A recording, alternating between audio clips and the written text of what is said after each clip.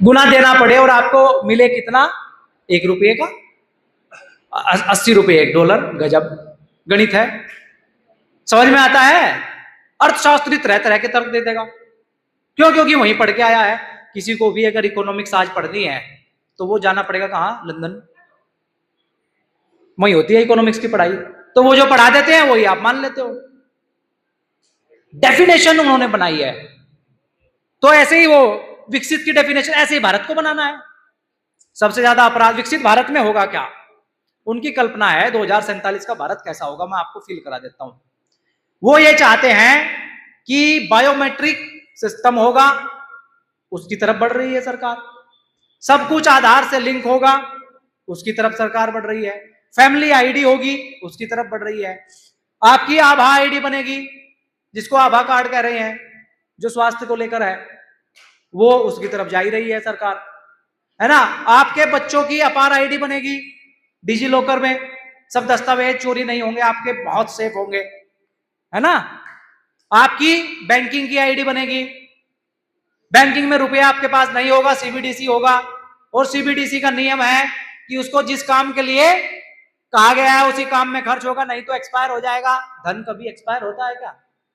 गजब के अर्थशास्त्री हैं भाई, एक्सपायर हो जाएगी आपकी मनी। अगर शराब पीने के लिए है, और जिस कंपनी की शराब टॉप 500 फॉर्च्यून 500 कंपनियां उन्होंने निर्धारित कर लिया है कि पूरी दुनिया का व्यापार यही देखेंगी, फॉर्च्यून 500, अगर उन कंपनियों से अलग कोई सामान आपने लिया, आपको पास लेने के लिए पैसा ही नहीं होगा, क्योंकि सीबीडीसी है, सेंट्रली, हाँ, central banking digital currency, CBDC. लेट लेट का कोई कान में दवाई, कोई आंख में डलवा रहा था, कोई नहीं चलने वाली है। आप क्या समझ रहे हो? फिर आपके खेती के कागज सब डिजिटल में जा रहे हैं, क्यों? क्योंकि 2000 रुपए नहीं मिलेंगे। अगर आपने डिजिटल उसको नहीं बनवाया तो 2000 नहीं मिलेंगे। समझ में आ रहा है 2000 क्यों दिए जा रहे हैं? और कहने के नाम पर वो स्वैच्छिक है। स्वास्थ्य सुविधाएं हॉस्पिटल में भी अब ये जो 5 लाख रुपए से इलाज करा रहे हैं, वो इसलिए थोड़ी करा रहे हैं। 5 लाख रुपए आदमी को नहीं देते। सरकार को नहीं पता है क्या कि झूठ मूठ में बिल बन रहा है? उससे 2 फायदे, एक तो पैसा फार्मा इंडस्ट्री को जा रहा है। सरकार जब बनती है ना, उसको बजट बनाना ही पड़ता है। अगर वो खर्च नहीं करेगी तो सरप्लस हो गया तो उसको जवाब देना पड़ेगा कि कहां गया पैसा। तो अगर उद्योगपति को पैसा देना है तो डायरेक्ट नहीं दे सकती है, कैसे देगी? 5 लाख का हेल्थ वो ले लो जी, हेल्थ कार्ड ले लो, सरकार की तरफ से इलाज फ्री।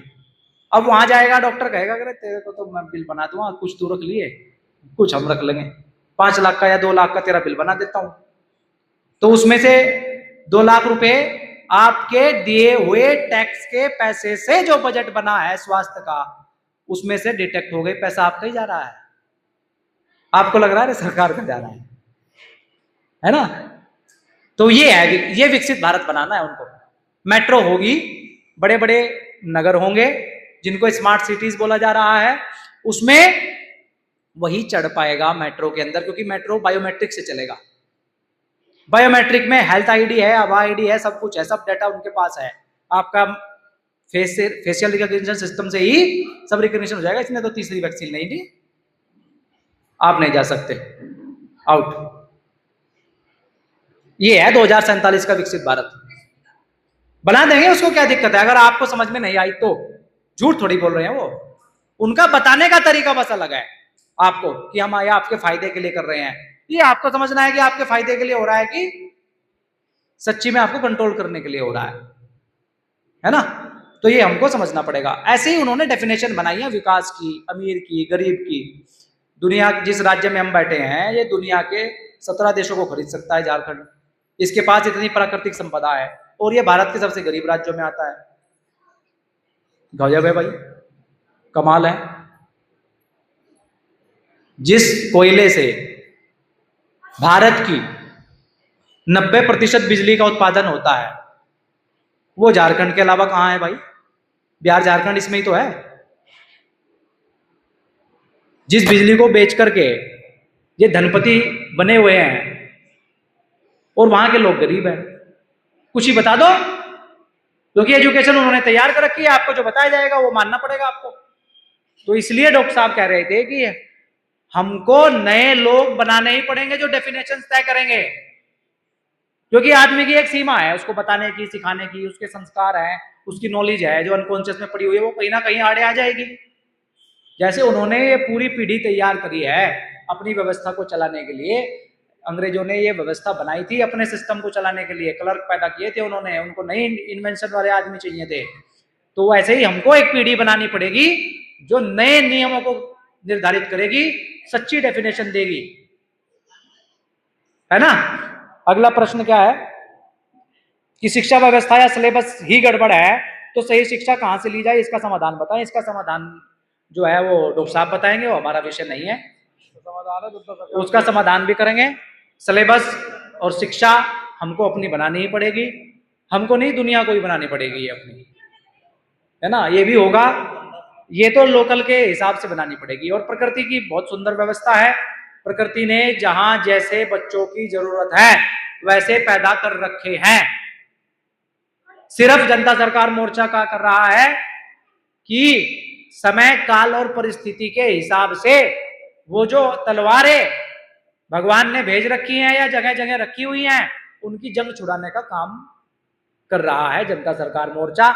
उनके पास वो विजन भी है, परमात्मा के द्वारा दी हुई समझ भी है, उनको पता है कि क्या करना है। जैसे ही वो परिस्थिति आएगी उनके अनकॉन्शियस से वो बात तुरंत आ जाएगी, क्योंकि ज्ञान का स्रोत है परमात्मा, सुरक्षित है ज्ञान अंतरिक्ष में। आप ये मत सोचो कि वो नष्ट हो गया है, क्योंकि आवाज कभी नष्ट नहीं होती है वो। और उन्होंने वो टेक्नोलॉजी भी बना रखी है जो उस समय की आवाज की तरंगों को पकड़कर वो सुन सकते हैं कि वहां क्या था, कैसी टेक्नोलॉजी थी, ठीक है ना। तो वो आ जाएगी, बस हमको तो भरोसे पूर्वक चलना है। समापन कर दें, धन्यवाद। समापन कर दें। भोजन भोजन तो कर रहे हैं आधे लोग, ठंडा हो रहा है। एक मिनट चलो कर दो, एक मैं बोल दूंगा।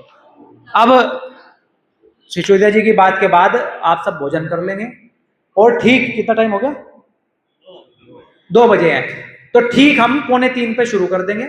अगला सेशन विष्णु भाई लेंगे, है ना, क्योंकि समय कम है और कल पूरा दिन नहीं चलेगा सेशन। अच्छा हाँ, तो फिर आप भोजन कर लो और ये विश्राम लेकर के फिर 3 बजे से डॉक्टर साहब का सेशन शुरू हो जाएगा, ठीक है।